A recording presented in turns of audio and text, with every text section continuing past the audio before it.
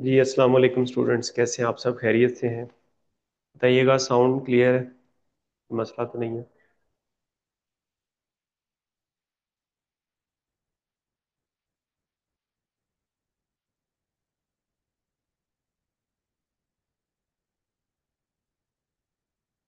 जी, क्या टॉपिक चल रहा था हमारा? मुझे बताइएगा, लास्ट टाइम हमने क्या बात पढ़ी थी?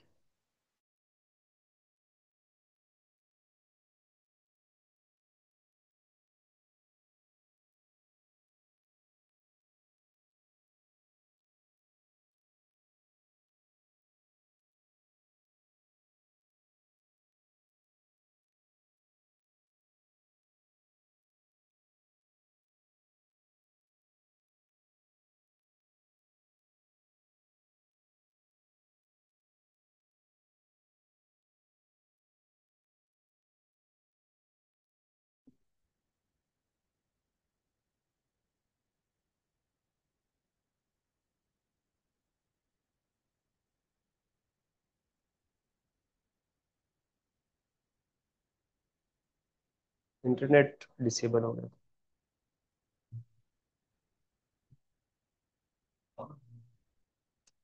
जी अस्सलाम वालेकुम स्टूडेंट, कैसे हैं आप? सब खैरियत से हैं? जी, कैसे मिजाज है? आज का टेस्ट दिया, तबीयत ठीक हुई आपकी कि नहीं? जी, मैं देख रहा हूँ। मोस्टली न्यूमेरिकल थे एंड कैलकुलेशन भी अलाउ, अलाउ नहीं था ये वो फिलहाल।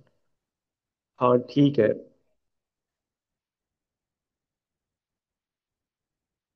ठीक है ठीक है, हमें पता है ये टेस्ट ज़्यादा टफ बन गया है, लेकिन अगले टेस्ट में हम इंशाल्लाह जो है ना, जो डिफ़िकल्टी लेवल है उसको मेंटेन रखेंगे, तो उसमें आप परेशान ना हो।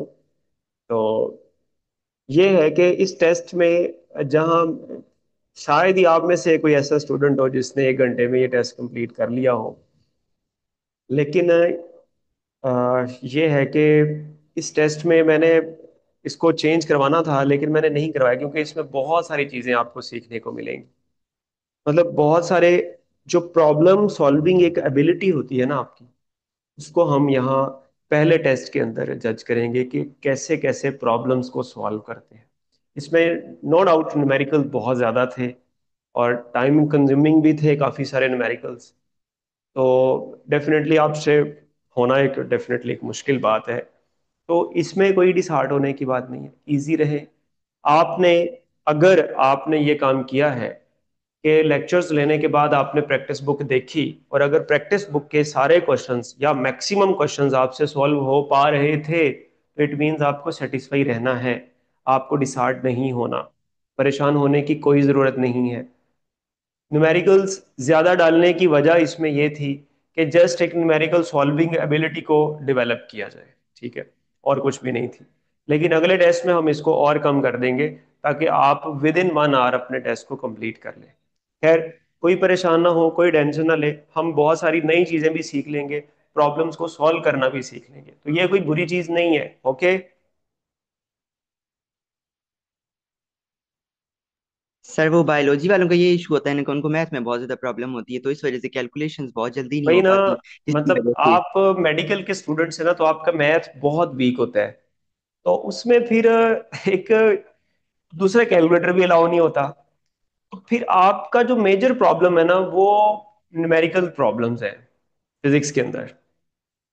और पहले जमाने में न्यूमेरिकल ज्यादा आते थे, लेकिन पिछले 3-4 साल से न्यूमेरिकल 3-4 से ज्यादा नहीं आते। खैर, अभी तो एमसीक्यूज ही 36 हो गए हैं, तो इसमें भी हम कह नहीं सकते कि ज्यादा न्यूमेरिकल्स डालेंगे, क्योंकि थ्योरी के क्वेश्चंस हमेशा ज्यादा होते हैं और वो काफी ज्यादा तादाद में है। तो परेशान नहीं होना मेरे बच्चों, टेंशन नहीं लेनी, ठीक है? इसमें कोई परेशानी की बात नहीं है, कोई बात नहीं। अगला टेस्ट अच्छा हो जाएगा, मेहनत कीजिएगा, ठीक है, परेशान मत हो। सही है। तो इंशाल्लाह हम इसको कल डिस्कस भी करेंगे, कल इसकी डिस्कशन भी करेंगे। और डिस्कशन भी एक लेक्चर में पॉसिबल मुझे नहीं लग रही, लिटरली नहीं लग रही। तो हो सकता है 2 लेक्चर्स में चली जाए डिस्कशन इसकी। खैर, देखेंगे इसको। आज हम अपना वही प्रीवियस टॉपिक जो है वो रिपीट करेंगे। तो मुझे बताएं कि हमने क्या रेंज ऑफ प्रोजेक्टाइल पढ़ लिया था? जी, बताइएगा।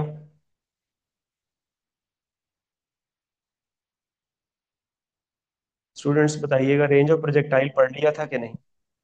शायद सर पढ़ रहे थे तो ये सिग्नल्स का इशू नहीं हो गया था। हम्म।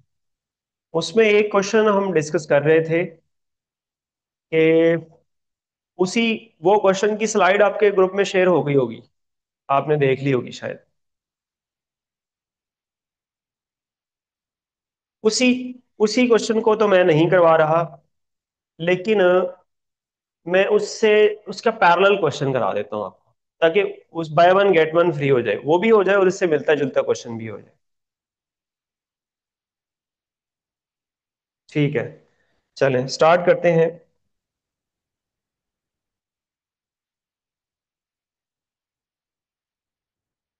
क्वेश्चन ये है,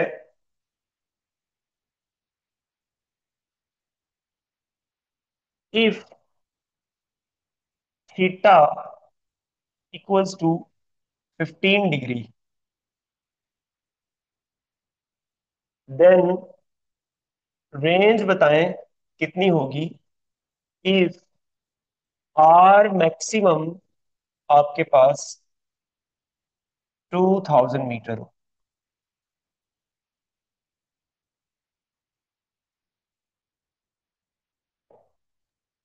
1000 मीटर। इसके ऑप्शंस मैं दे देता हूं आपको। डिफरेंट इसके ऑप्शंस हैं। 1000 metres, 500 metres, 1500 metres,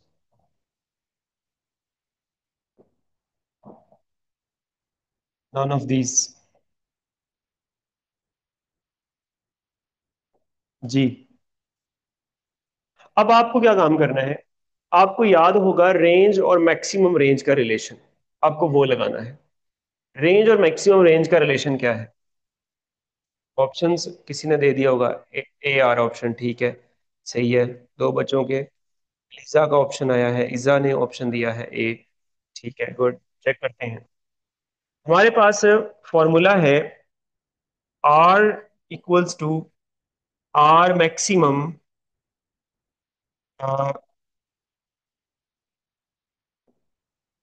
sign of 2 theta. अगर आर मैक्सिमम हमारे पास 2000 हो और साइन थीटा 15 डिग्री है, तो साइन 2 इंटू 15 कितना हुआ? 30। तो साइन 30 कितना होता है? 1/2। तो डेफिनेटली आपका आंसर फिर क्या आ जाएगा? वो आ जाएगा 1000 मीटर। तो कल क्वेश्चन जो था वो इसका बिल्कुल ऑपोजिट था। वो क्वेश्चन क्या था? वो क्वेश्चन ये था कि at what angle range is half of its maximum value. तो देखें, अगर रेंज 2000 थी मैक्सिमम, तो 15 डिग्री पर रेंज कितनी आ रही है? हाफ नहीं आ रही? हाफ आ रही है ना।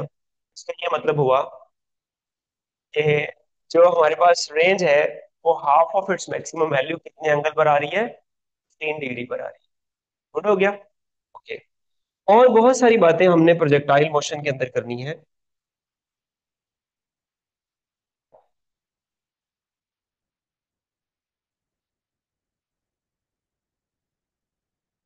देखिएगा,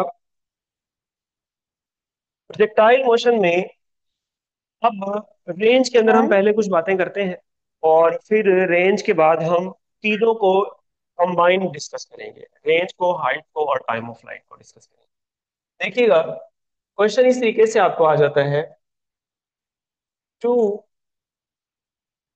projectiles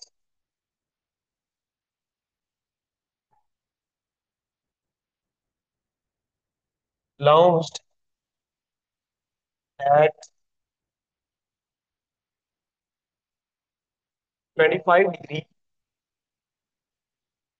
and 65 degree range is greater at 25 degree.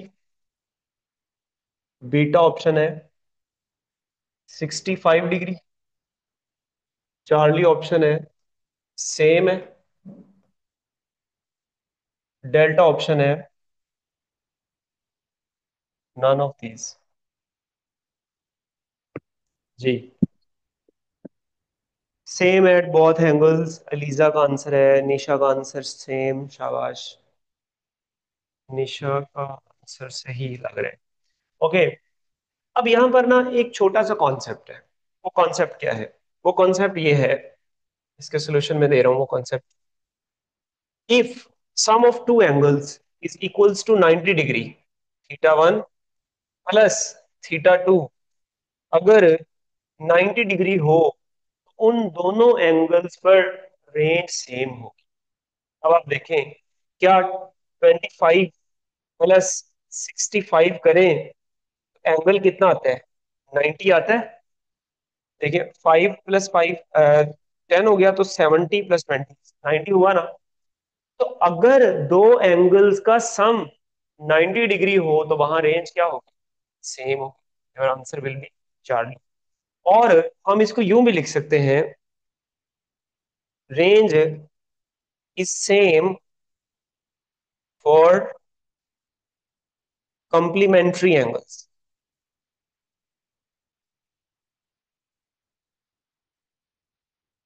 Complementary angles कौन से होते हैं बच्चों?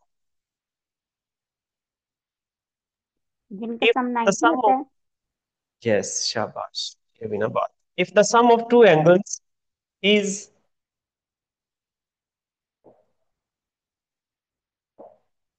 90 degree, then these angles are known as complementary angles।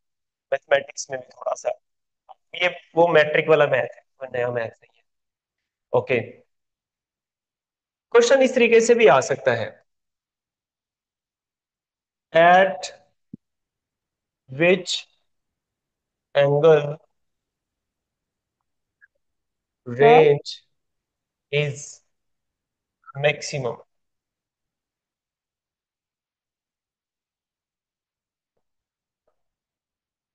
15 degree, 30 degree, 67 degree, 80 degree. जी, रेंज मैक्सिमम किस एंगल पर हो? एक ऑप्शन आ रहा है 30 डिग्री। जी, और लीजा का ऑप्शन आ रहा है। Sir yes. सर मेरा एक दूसरा क्वेश्चन है कि जैसे हमने कहा कि range half of the maximum होती है 15 डिग्री पे, तो फिर अगर दो एंगल्स का सम जहां पर 90 आता है वहां पर रेंज सेम होती है, तो फिर 75 डिग्री सेंटीग्रेड पर, 75 डिग्री पर भी वो हाफ ऑफ द मैक्सिमम होगी रेंज। 75 डिग्री पर भी वो सेम रेंज होगी का, रेंज, मतलब हाफ ऑफ द मैक्सिमम।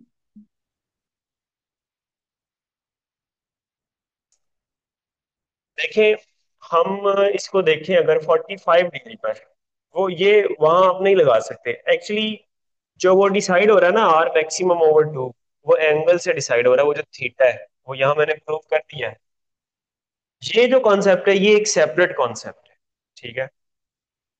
इसमें आप सर ऐसी 45 बात में सोच सकते हैं, मिसाल के तौर पर, अगर 15 डिग्री है, 15 डिग्री में से 45 का डिफरेंस लें, कितना आता है? 30 का डिफरेंस आता है। ऐसे ही है, तो 45 में आप 30 ऐड करें, 75।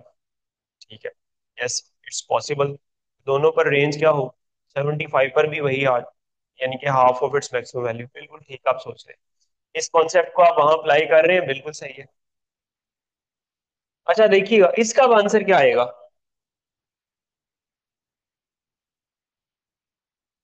जी, 30। देखिए इसको हम कैसे लेंगे, हमारी रेंज मैक्सिमम कितने एंगल पर है?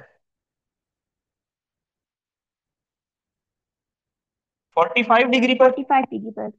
अब हम ये देखेंगे जो एंगल 45 के करीब होगा, या जिसका फर्क, जिसका डिफरेंस 45 से कम होगा, वहां रेंज ज्यादा होगी।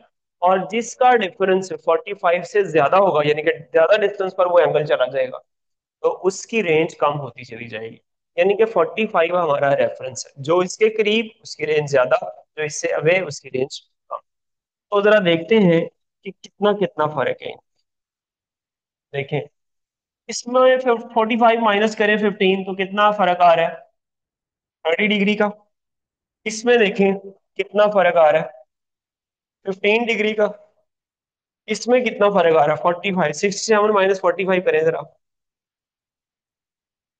7 - 5 2, और 6 - 4 2, 22 का आ रहा है ना? यस। 22 डिग्री का आ रहा है। और इसमें से देखें 80 - 45 करें, कितना फर्क 35। आ रहा है? यस, 35। 25 का। 35। 25 नहीं, 35 आएगा, है ना? 35। यस 35। तो अब हम देखते हैं कि रेंज ग्रेटर किस एंगल पर है, तो उस एंगल पर रेंज ग्रेटर होगी जिसका 45 से डिस्टेंस कम है। तो अब आप देखें सबसे कम डिस्टेंस इस एंगल का है, तो यहाँ पर रेंज मैक्सिमम है। ठीक है, अच्छा ये ना सोचने लग जाए कि भाई 45 तो एंगल ऑप्शन में नहीं है, रेंज तो मैक्सिमम 45 पर होती है। गिवन में से किस पर 45? अगर रेंज मिनिमम किस एंगल पर है पूछ ले इन चारों में से, तो किस पर होगी बताइएगा जरा। सबसे कम रेंज किस एंगल पर हो? 80। 80, यस 80। गुड, शाबाश। 80, शाबाश। अलीजा शाबाश। तो मिनिमम अगर पूछे तो फिर वो 80 हो जाएगी। यहां से एक छोटा सा कॉन्सेप्ट ले लें।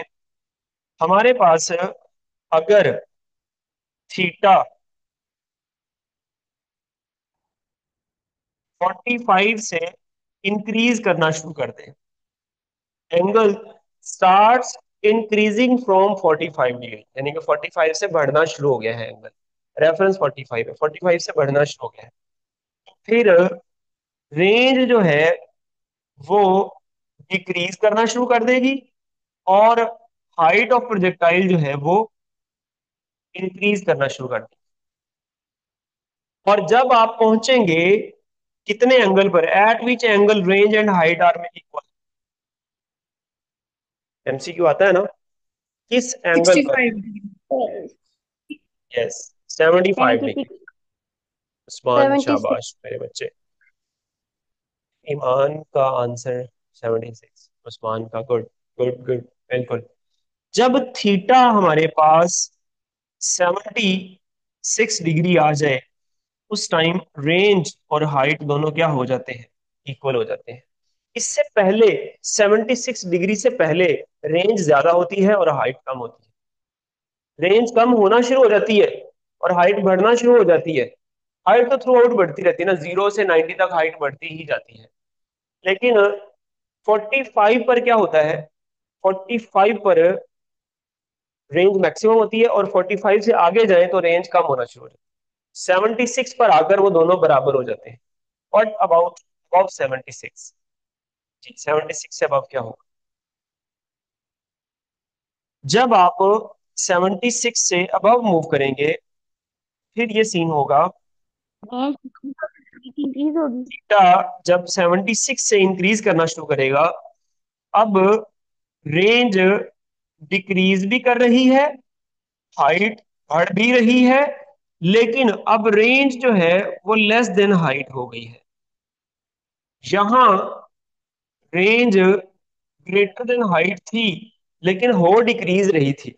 अब यहां आकर रेंज एक तो डिक्रीज भी कर रही है, और दूसरा वो हाइट से कम भी हो गई।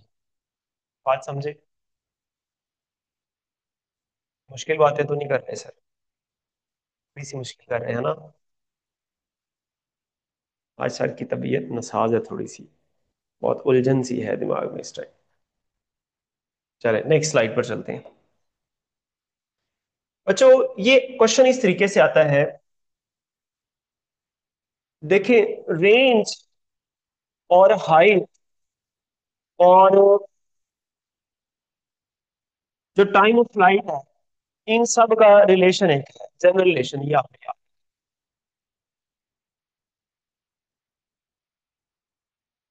General relation.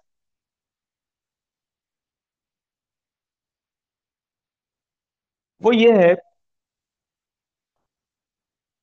कि हमारे पास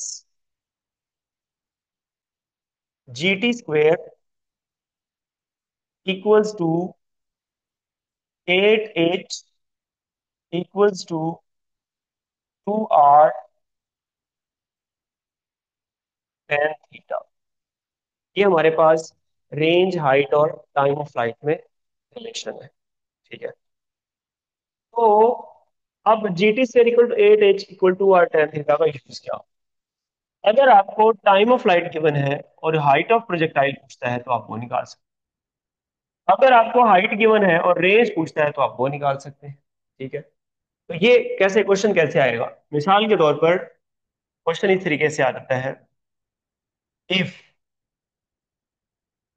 maximum height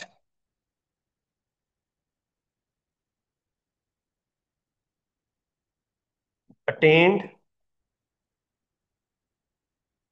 bye a projectile is 80 meters,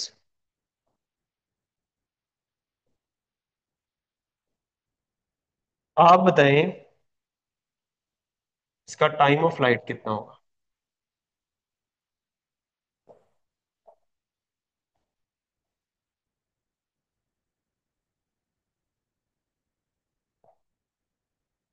10 meters, sorry metres कह रहा हूँ,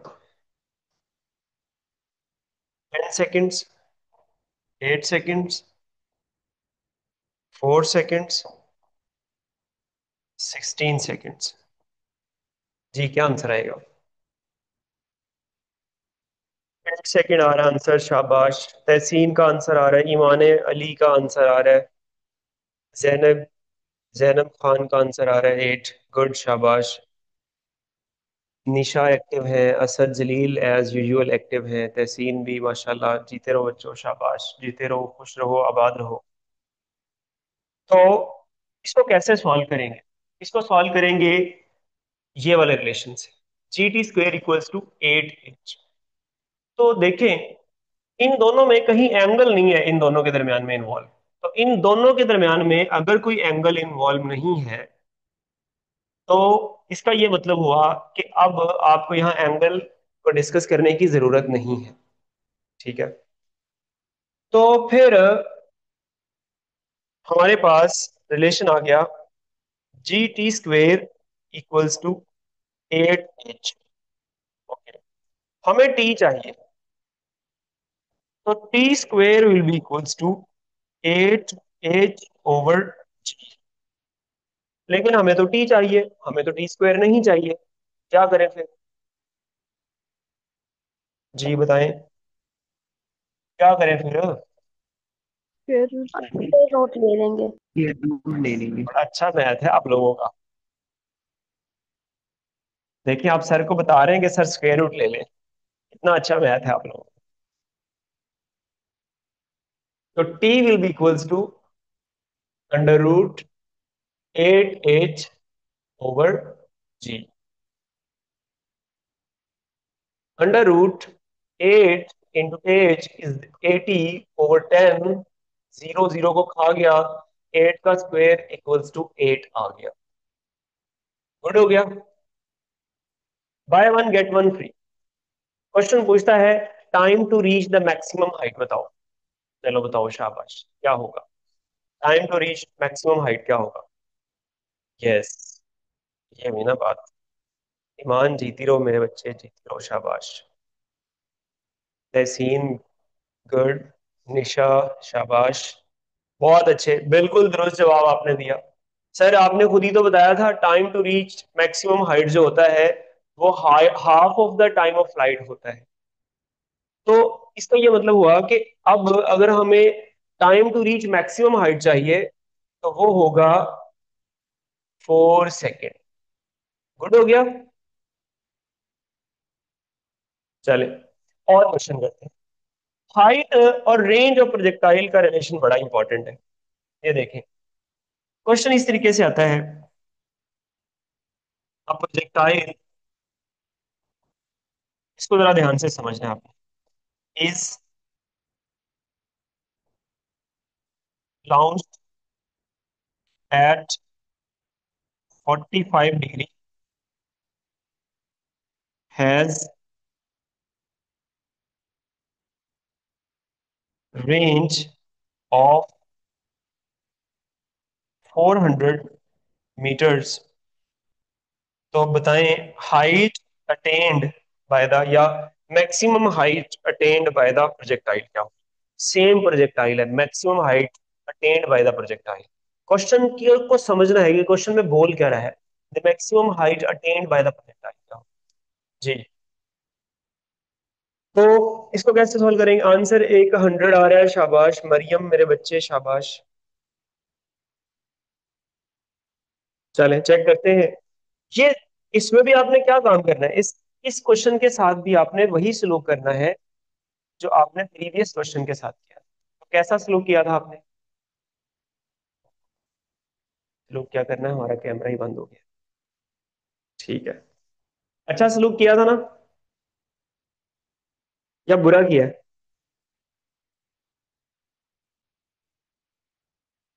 ओके देखते हैं। 8h equals to 2r and theta. Theta 45 put कर दिया, एंड 45 1 हुआ, 2 1 2, 2 4 8, तो 4h इक्वल्स टू r आ गया। कब? जब एंगल आपको 45 डिग्री, जिस एंगल पर रेंज क्या होती है, मैक्सिमम होती है। ओके, अब आपको चाहिए height. Height will be equals to r/4, and your answer is 400/4, that is 100. This is the height attained by the projectile. अब ये एक क्वेश्चन, दूसरा इसी का दूसरा कन्वर्शन कैसे आ सकता है? दूसरे इसकी कन्वर्जन ये है कि आपको एंगल की इंफॉर्मेशन नहीं दी। मैं मेरी बात बड़े ध्यान से सुनिएगा, फिर मत कहना कि सर ये मुश्किल बात लगी। देखें, आपको एंगल की इंफॉर्मेशन नहीं दी, वो ये कह रहा है कि मैक्सिमम हाइट और मैक्सिमम रेंज दोनों को अलग अलग डिस्कस कर रहा है। Maximum height and maximum range, इनका रिलेशन बनाए क्या होगा? जरा हम इनका रिलेशन बनाते हैं। मुझे बताएं हाइट का फॉर्मूला क्या होता है? चलें बताएं, शाबाश। VA² sin² θ/2g। गुड, शाबाश मेरे बच्चे। H equals to VI² sin² theta over 2g। This is the relation for the height of the projectile. Question is that कि जो हाइट है वो मैक्सिमम कितने एंगल पर होती है? 90 डिग्री पर। तो जब थीटा 90 डिग्री हो, एच मैक्सिमम इक्वल टू आ जाता है VI² ओवर 2g। ऐसे ही है ना, VI² ओवर 2g। ये आ गया एच मैक्सिमम। दूसरी बात, इसको यहां स्टॉप कर दें। दूसरी बात, दूसरी बात मेरे बच्चे ये है, रेंज जो मैक्सिमम होती है, रेंज का फॉर्मूला है VI² sin 2 theta over g। Range maximum होगी थीटा इक्वल्स टू 45 डिग्री पर। आर मैक्सिमम किसके इक्वल आ जाएगा?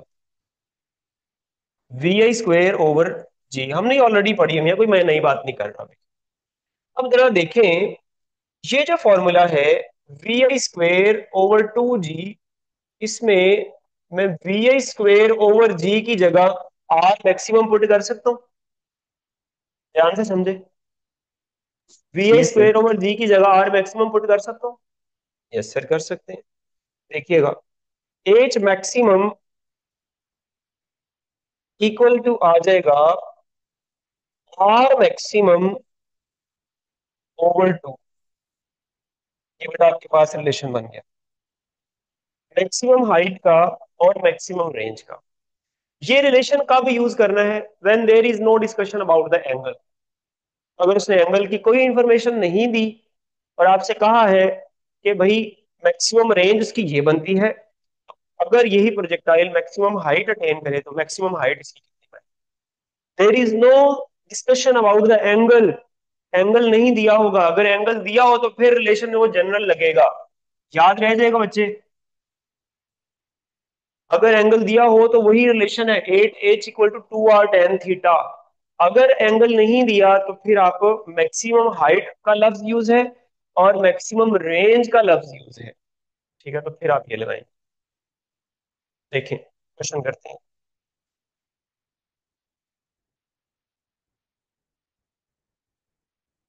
एक maximum height of projectile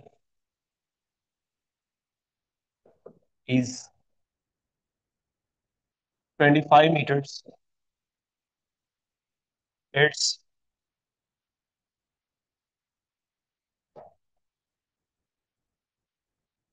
the maximum range can be. Maximum range क्या हो सकती है जी, बताएं। अब यहां कहीं एंगल की बात हुई है? नहीं हुई। तो अब आप क्या काम करेंगे? अब आप लगाएंगे वो वाला previous relation, R maximum equals to 2 times H maximum. अगर एंगल 45 हो तो वहां पर are maximum equal to 4h होता है। ठीक है, लेकिन अगर एंगल की डिस्कशन नहीं है तो मैक्सिमम हाइट और मैक्सिमम रेंज का रिलेशन ये है हमारे पास। अब आर मैक्सिमम हमारे पास किसके इक्वल आ जाएगा? 2 टाइम्स इंटू 25, दैट इज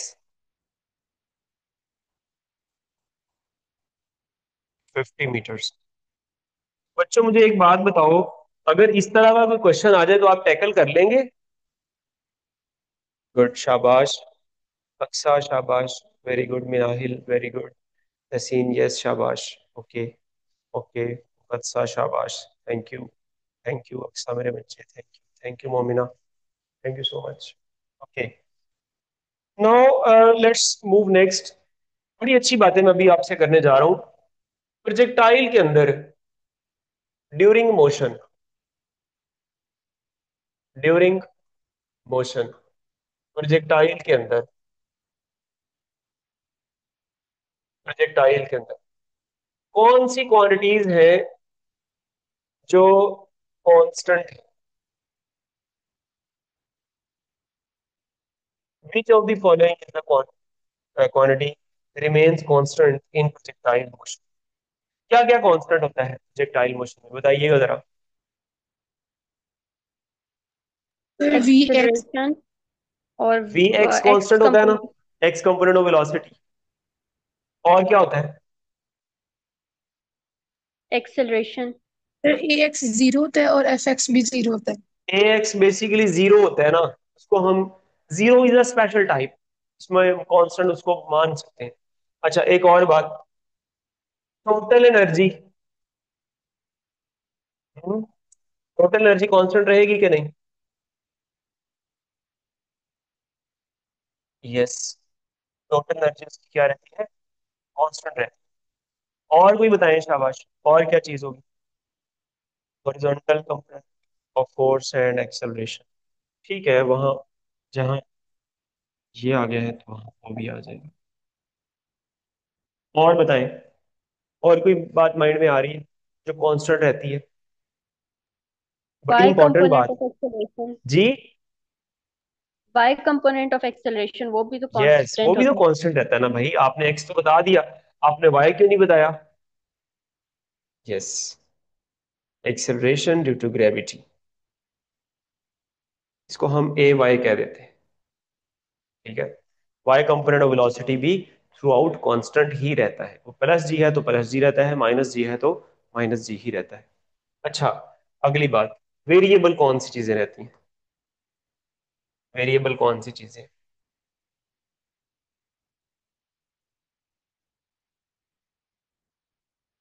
आप, मैं मेरे लिखने तक आप याद कर लें कौन कौन सी चीजें वेरिएबल है।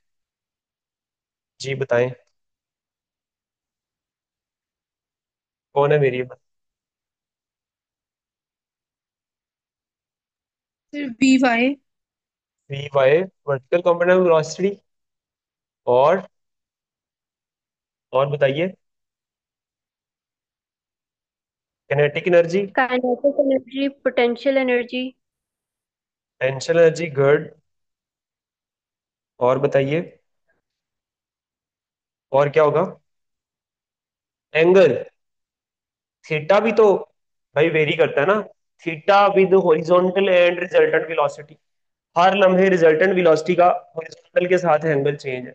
इनिशियल एंगल तो थीटा है ना, लेकिन अगर आगे जाते जाए हर लम्हे उसका जो एंगल है हॉरिजॉन्टल के साथ वो चेंज होता चला जाता है। और बताएं, शाबाश, बताइएगा।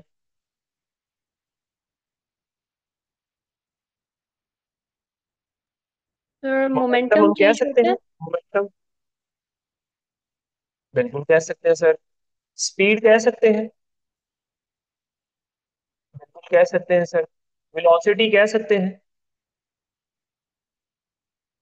बिल्कुल कह सकते हैं सर। वेलोसिटी तो हर लम्हे चेंज हो रही है ना, अलोंग द टेंजेंट होती है। और क्या पॉसिबल है? एक्स सर ये कंपोनेंट कौन ऑफ सा। मोमेंटम क्या रहेगा? उसका मैग्नीट्यूड कांस्टेंट रहेगा, लेकिन मोमेंटम का ओवरऑल मैग्नीट्यूड और डायरेक्शन दोनों चेंज होते हैं। अगर आपको मोमेंटम निकालना पड़ जाए तो निकाल सकते हैं कि नहीं? मिसाल के तौर पर क्वेश्चन ऐसे आ जाता है, क्वेश्चन ये है कि एक प्रोजेक्टाइल है और इस प्रोजेक्टाइल के अंदर ये टॉप मोस्ट पॉइंट है, और टॉप मोस्ट पॉइंट पर आप बताएं इसका मोमेंटम क्या होगा अगर हमारे पास जो इनिशियल वेलोसिटी है वो, क्या नाम है, मान लो वो है 10 मीटर्स पर सेकेंड, और जो थीटा है वो है 30 डिग्री। तो बताएं टॉप मोस्ट पॉइंट पर उसका मोमेंटम कितना होगा if the mass of the projectile is 2 kg? अगर 2 kg का ये प्रोजेक्टाइल, चलें बताएं, क्वेश्चन समझ आ गया? टॉप मोस्ट पॉइंट पर उसका मोमेंटम बताएं अगर आपको मैस 2 kg गिवन हो और एंगल थीटा 30 डिग्री गिवन हो, और हाईएस्ट पॉइंट पर मोमेंटम पूछ लें। जी बताएं क्या आंसर होगा?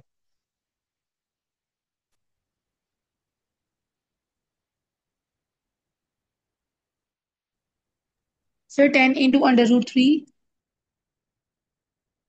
देखें हमारे पास, चले इसको आप सोल्व करें ना, मैं अभी एक क्वेश्चन और लिख लेता हूँ आपके लिए, आज का आखिरी क्वेश्चन है बस, थोड़ा सा आपको मजा आएगा इसको देखकर। ये एक प्रोजेक्टाइल है,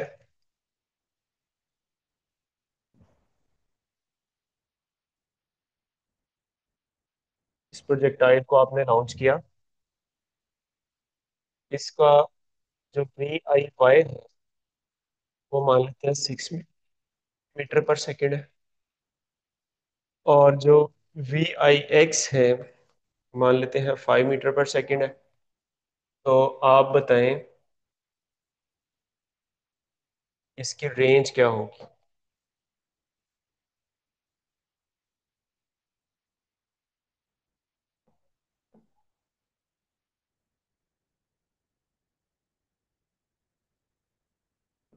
5 मीटर्स, 6 मीटर्स,